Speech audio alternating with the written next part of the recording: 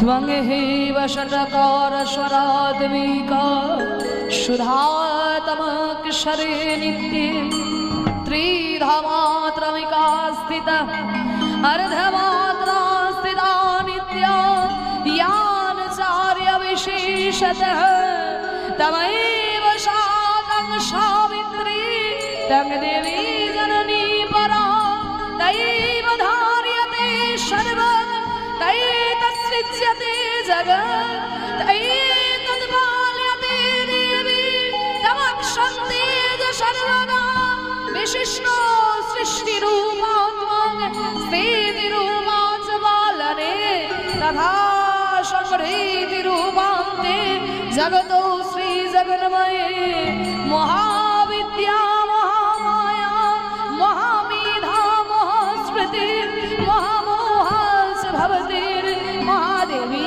महाशुनि प्रकृतित्वंश्च सर्वस्य गुणात्रय विभाविनी कालरात्रिर्महारात्रिर्मोहरात्रिस्य दारुणा त्वं हि तमेश्वरी तं हि तं बुद्धिर्बोधलक्षणा लज्जा पुष्टि तथा तुष्टि त्वं शान्ति शान्तिरेव च खर्गिणी शूलिनी घोरा गदिनी चक्रिणी तथा शङ्खिनी चापिनी मारा भूषण्डि परिघायुधा शम्या शम्य तराशेष शम्य भस्मते सुन्दरी परा पररांग परमा तमेव परमेश्वरी शरणागत धीरार्थ परित्रायण परायणी सर्वेशारति हरे देवी नारायणी नमस्तुते ओम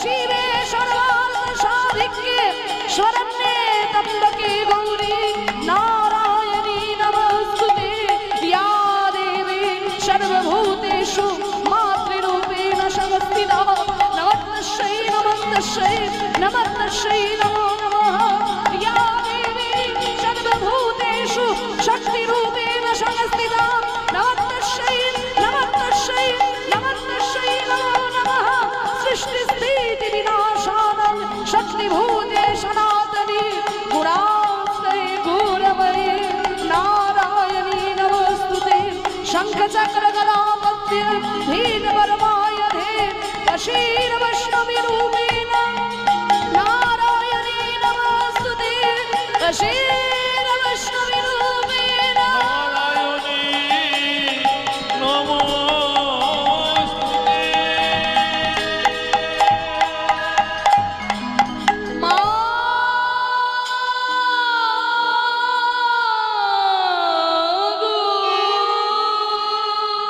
মহাপ্রভুর কিন্তু দুই প্রকারের নাম সংকীর্তন লীলা রস আস্বাদন ছিল। অন্তরঙ্গে করেন প্রভু লীলা রস আস্বাদন আর বহিরঙ্গে করেন প্রভু নাম সংকীর্তন। যারা আমাদের মতো বহিরঙ্গ ভক্ত, যারা অত কিছু বোঝে না, তাদেরকে নিয়ে মহাপ্রভুর নাম সংকীর্তন করতেন। আর যারা অন্তরঙ্গ ভক্ত, তাদেরকে সঙ্গে নিয়ে মহাপ্রভু লীলা রস আস্বাদন করতেন। কারণ আমাদের মতো সাধারণ মানুষ যারা, তারা তো অত বোঝে না। এবার তাদের সামনে যদি মহাপ্রভু সেই রাধারানীর ভাবে বিভাবিত হয়ে, কখনো মানিনী রাধার ভাবে বিভাবিত হচ্ছেন, কখনো রাধারানীর ভাবে বিভাবিত হয়ে গৌরহরি একটা শাড়ি পরে যদি এখন নদিয়ার মাঝখানে হেঁটে হেঁটে যায় রাধারানীর ভাবকে অঙ্গীকার করে, তা সাধারণ লোকে কি আর বুঝবে যে মহাপ্রভু রাধারানীর ভাবে বিভোর হয়েছে? সাধারণ লোকে কি ভাববে যে নবদ্বীপের সব থেকে মহাপণ্ডিত হচ্ছে নিমাই, সব থেকে বড় অধ্যাপক। এবার যদি আপনাদের এখানে সব থেকে বড় কলেজের যিনি অধ্যাপক, তিনি যদি একটা শাড়ি পরে রাস্তা দিয়ে হেঁটে যায়, তাহলে তার মান সম্মান আর থাকবে? তাহলে নবদ্বীপের সব থেকে বড় অধ্যাপক ছিলেন চৈতন্য মহাপ্রভু, নিমাই পণ্ডিত।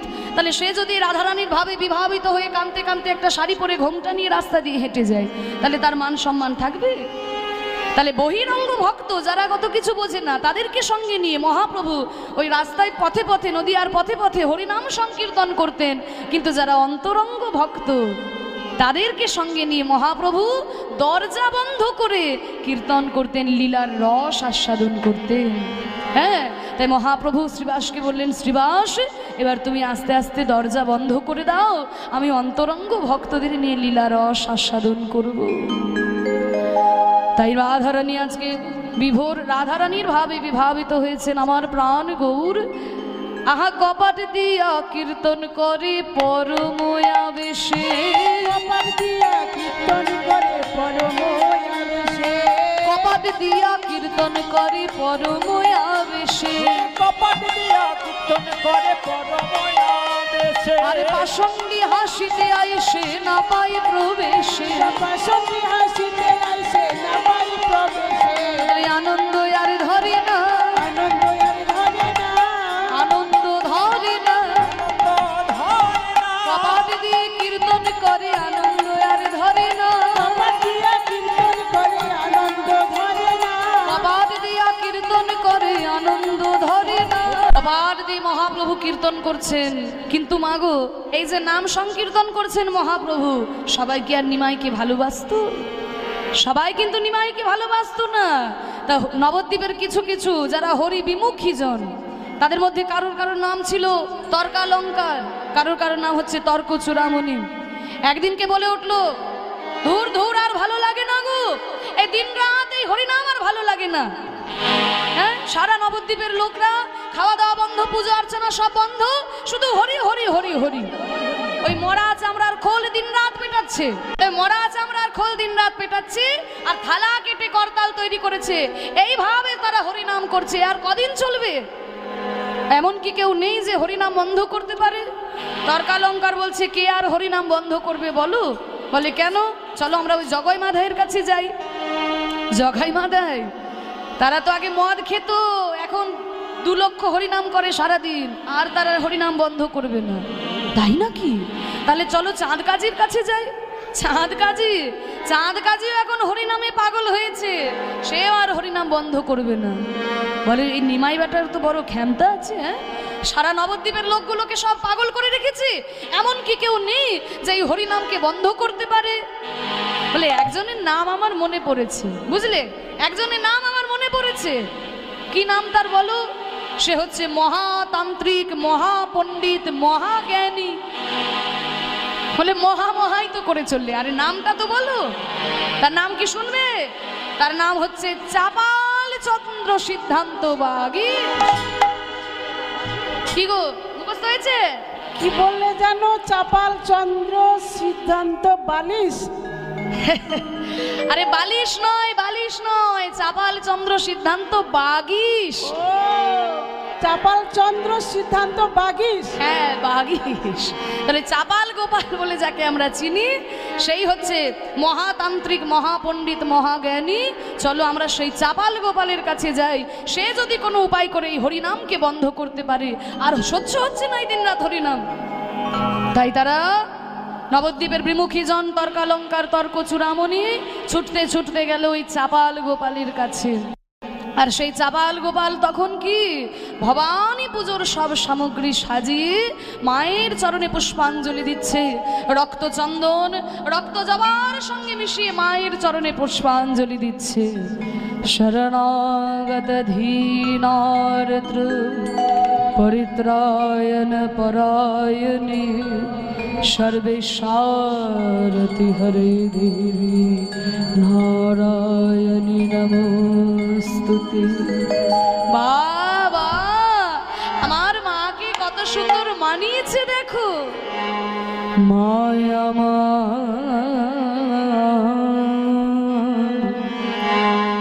আলতা পরেছে,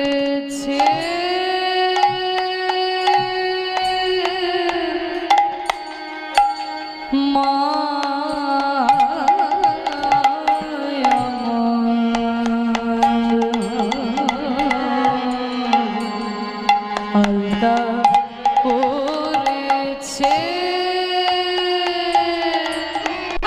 আমার মায়ের কত রূপ, কখনো তার খোপা, কখনো এলো চুল। মায়ের শিরে খোপা, আবার এলো চুল। মায়ের চরণে পুষ্পাঞ্জলি দিচ্ছে আজকে চাপাল গোপাল। আর ওদিকে তর্কালঙ্কার, তর্ক চূড়ামণি এসে বলছে, চাপাল গোপাল কি, চাপাল গোপাল কি জয় চাপাল গোপাল কি জয়। কে তোমরা? আমার মায়ের সামনে এসে তোমরা আমার জয়ধ্বনি দিচ্ছ? যদি দিতেই হয় তাহলে আমার মায়ের জয়ধ্বনি দাও।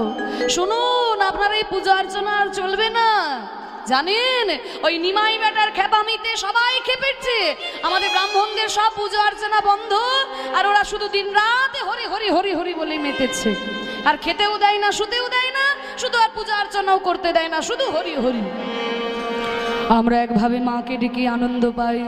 নিমাই যদি হরিনাম করে আনন্দ পায় তো পাক না, অসুবিধে কোথায়? বলে না না। জানেন আজকাল কি শুরু করেছে? ওই কপাট দিয়ে কীর্তন করতে শুরু করেছে।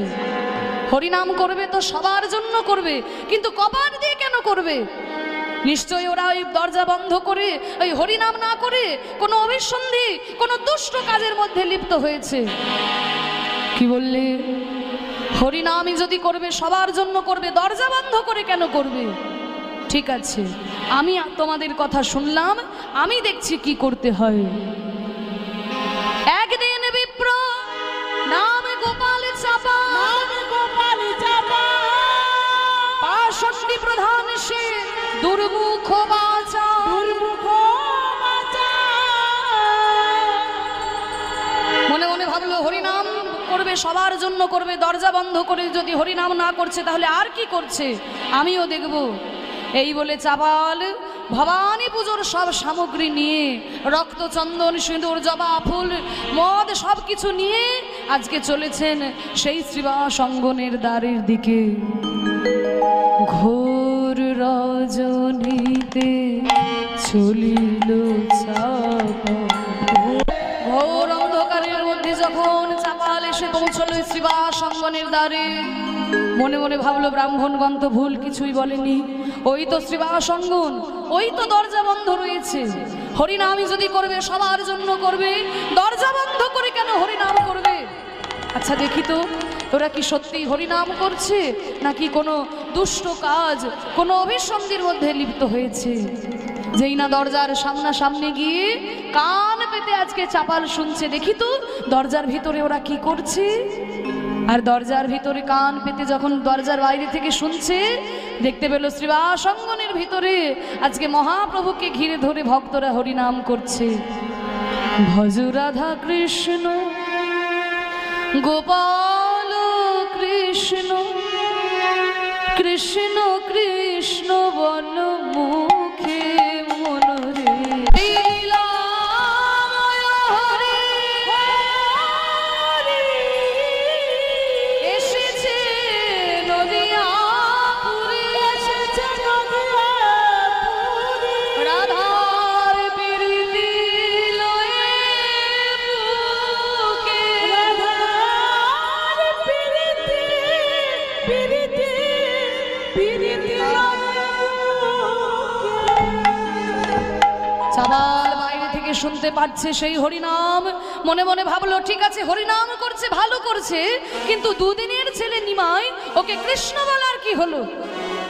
নিমাই নাকি রাধা কৃষ্ণ দুজনে একসঙ্গে মিলেমিশে নিমাই হয়ে এসেছে এদের মাঝখানে। দেখাচ্ছি মজা, দেখে এরা কি করে এই হরিনাম করতে পারে। এই বলে ওই শ্রীবাসের দরজার সামনে আজকে চাপাল গোপাল শুরু করলো তান্ত্রিক উপায়ে পূজা।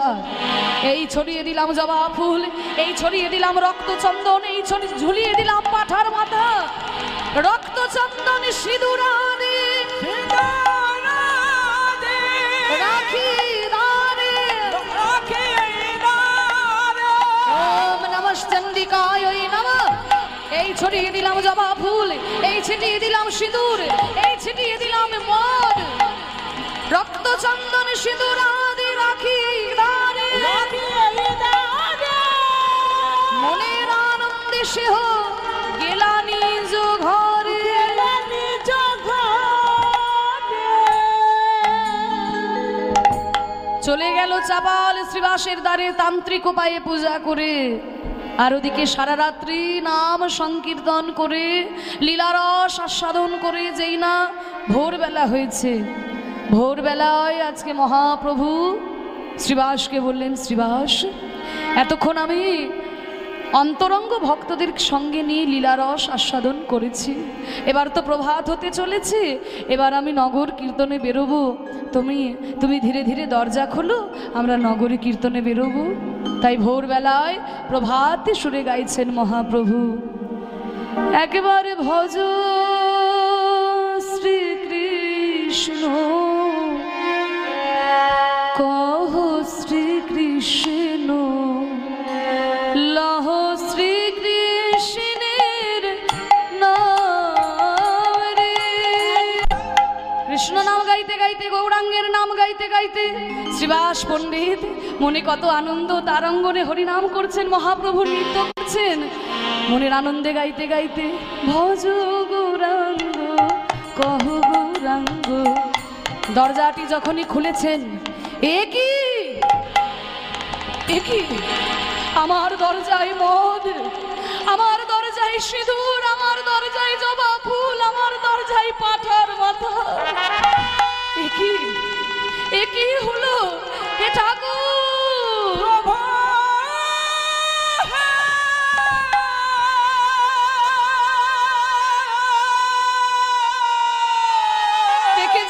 দেখে যাও নদিয়াবাসী, প্রভু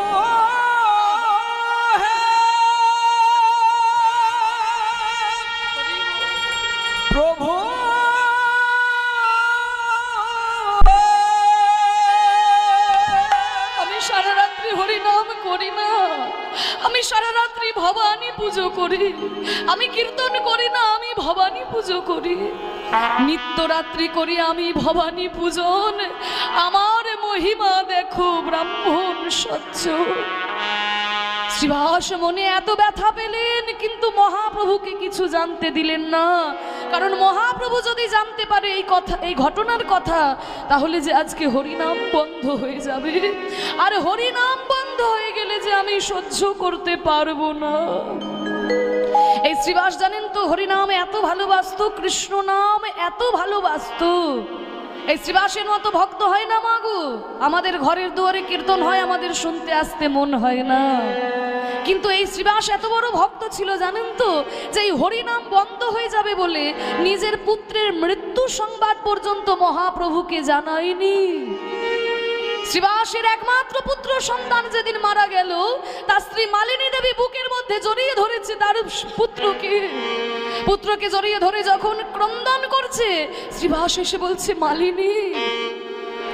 মালিনী, আজকে আমাদের একমাত্র সন্তান মারা গেছে মালিনী, কিন্তু তুমি এইভাবে কেঁদো না মালিনী, তুমি এইভাবে চিৎকার করে কেঁদো না। আর কিছুক্ষণ পরেই মহাপ্রভু আসবেন আমার অঙ্গনে হরিনাম করতে। তোমার চোখে যদি জল দেখে মালিনী, আজকে যে হরিনাম বন্ধ হয়ে যাবে, আর হরিনাম বন্ধ হয়ে গেলে আমি সহ্য করতে পারবো না মালিনী। এই বলে মালিনী দেবী আর তার মৃত সন্তানকে একটা ঘরের মধ্যে বন্ধ করে রেখে দিলেন। আর যখন মহাপ্রভু এসেছেন নাম সংকীর্তন করার জন্য, শ্রীবাস অঙ্গনে হরিনাম করতে করতে মহাপ্রভু হঠাৎ বলে উঠলেন, শ্রীবাস, আজকে আমার হরিনামে মন উঠছে না কেন? শ্রীবাস, তোমার কি কিছু হয়েছে? প্রভু, না কই তেমন তো কিছু হয়নি, আমার যে হরিনামে মন উঠছে না শ্রীবাস। যেই না এই কথা বলেছে, মালিনী দেবী আর থাকতে না পেরে ছুটতে ছুটতে এসে মহাপ্রভুর চরণ তলে লুটিয়ে পড়েছে। আমার প্রভু গো,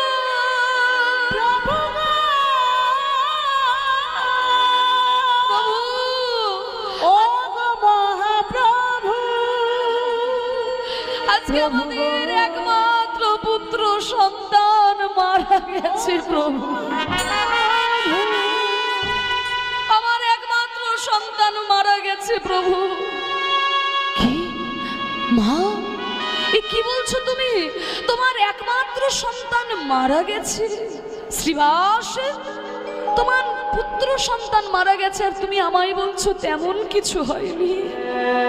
শ্রীবাস কেঁদে কেঁদে বলছে, প্রভু মেঘাচ্ছন্ন দিন কভু নহে তো দুর্দিন, কৃষ্ণ নাম শূন্য দিন সেই তো দুর্দিন। আমার পুত্র মারা গেছে, তাতে কি হবে প্রভু? জন্মিলেই মরিতে হবে, অমর কে কথা কবে। কিন্তু প্রভু, আমি আপনাকে জানালে আজকে যে হরিনাম বন্ধ হয়ে যেত, আর হরিনাম বন্ধ হয়ে গেলে আমি সহ্য করতে পারবো না প্রভু। শ্রীবাসে তুমি কি কথা বলছো? তুমি এত ভালোবাসো হরিনাম, তুমি এত ভালোবাসো কৃষ্ণ নাম। মালিনী দেবী ছুটে এসে বলছে, প্রভু আমি শুনেছি আপনি নাকি ভগবান, এই নবদ্বীপের লোকে সবাই বলে তুমি নাকি ভগবান। তুমি কি পারো না আমার ছেলেকে, আমার সন্তানকে একটিবার আমার কোলে ফিরিয়ে দিতে? প্রভু তুমি কি পারো না? মালিনী দেবীর অনুনয় বিনয় শুনে মহাপ্রভু বললেন, মা তুমি এইভাবে কেঁদো না, মা এইভাবে তুমি কেঁদো না। তাই মায়ের অনুনয় শুনে যখন মহাপ্রভু শ্রীবাসের মৃত পুত্র সন্তানের মাথায় হাত দিলেন, তার পুত্র সন্তান প্রাণ ফিরে পেল। প্রাণ ফিরে মহাপ্রভু বলছেন, দেখো এই দেখো তোমার মা মালিনী দেবী, এই দেখো তোমার পিতা শ্রীবাস, একবার তোমার মাকে মা বলে ডাকো। যেই না জ্ঞান ফিরে উঠে মহাপ্রভুর কথা শুনেছে, শ্রীবাসের পুত্র বলে উঠল, প্রভু প্রভু এরা কারা আমার বাবা মা? এরা যদি আমার বাবা মা হয়, আমি তো কতবারই পৃথিবীতে জন্মগ্রহণ করেছি, যতবারই পৃথিবীতে জন্ম নিয়েছি ততবারই আমার বাবা মা হয়েছে। তুমি একটি বাবা মাকে আমার সামনে আনলে প্রভু, যদি আনতেই হয় তাহলে সেই সব বাবা মাকে তুমি আমার কাছে এনে দাও।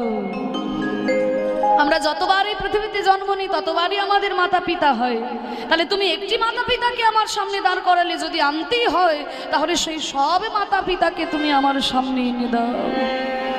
মহাপ্রভু বললেন, তোমার চৈতন্যের বিকাশ হয়েছে, কিন্তু তোমার মা যে অধীর আগ্রহে অপেক্ষা করছে, তাকে একবার মা বলে ডাকো। শ্রীবাসের পুত্র বলছে, মা গো মা তুমি এইভাবে কেঁদো না মা, এই কেঁদো না মা, এই পৃথিবীটা যে একটা রঙ্গমঞ্চ মা গো, এই পৃথিবীতে আমরা সবাই অভিনয় করতে এসেছি, অভিনয় শেষ হয়ে গেলে যে আর এখানে থাকা যায় না মা। হে মায়া প্রপঞ্চময়, হে মায়া প্রপঞ্চময়, এই মায়াটা হচ্ছে প্রপঞ্চময়। তাই পৃথিবী ছেড়ে আমাদের সবাইকে যেতে হয় অভিনয়ের মঞ্চ ছেড়ে। তাই শ্রীবাসের পুত্র তাকে একবার মা বলে ডেকে আবার প্রাণ ত্যাগ করলো। এই হচ্ছে শ্রীবাস, যে হরিনাম এত ভালোবাসে, কৃষ্ণ নাম এত ভালোবাসে, যে নিজের পুত্রের মৃত্যু সংবাদ পর্যন্ত মহাপ্রভুকে জানায়নি। সেই শ্রীবাস যখন দেখলো তার দরজায় তান্ত্রিক উপায়ে পুজো করা হয়েছে, মহাপ্রভুকে কিছু জানতে দিলেন না। তাড়াতাড়ি ওই হাড়ি লোমমুচি ডেকে এনে সব পরিষ্কার করালেন। আর পরিষ্কার করিয়ে যখন শ্রীবাস ভিতরে প্রবেশ করেছে, মহাপ্রভু বলল, শ্রীবাস তোমার চোখে জল কেন? শ্রীবাস তোমার চোখে জল কেন? তখন শ্রীবাস মনে মনে চিন্তা করলো, আমি তো মহাপ্রভুকে মিথ্যে কথা বলতে পারি না, কিন্তু আমার কান্নার মুখ্য কারণটা না জানি, আমি গৌণ কারণটা জানাই। বলে, প্রভু আপনি সারা রাত্রি আমার অঙ্গনে হরিনাম করেছেন, আবার এই প্রভাতকালে নগর কীর্তনে বেরিয়ে যাবেন, কখন আবার আপনি আমার অঙ্গনে আসবেন, তাই আমার চোখে জল প্রভু। শ্রীবাস তুমি আমাকে মিথ্যেও বললে না, কিন্তু সত্যি কথাও বললে না। শোনো শ্রীবাস, তোমার অন্তরে তোমার হৃদয়ে যদি কেউ ব্যথা দেয়, তাকেও যে ব্যথা পেতে হবে। জেনে রাখো শ্রীবাস, ভক্তের প্রতি অপরাধের কোনো ক্ষমা নাই, বৈষ্ণব অপরাধের কোনো ক্ষমা নাই। মহাপ্রভু যখনই বলে দিলেন বৈষ্ণব অপরাধের ক্ষমা নাই, সঙ্গে সঙ্গে দেখা গেল বৈষ্ণব অপরাধের ফল। ওমা বেশি দিন যেতে হলো না, একদিন, 2 দিন, 3 দিন, 3 দিন ওই চাপালে গোপালে হইল কুষ্ঠ ব্যাধি।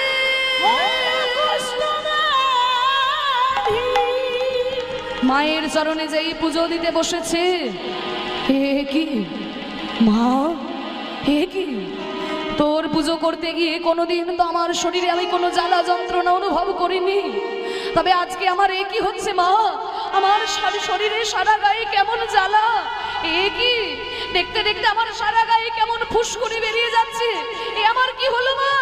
চোখের সামনে দেখতে দেখতে ফুসকুড়ি গুলো পেকে ফেটে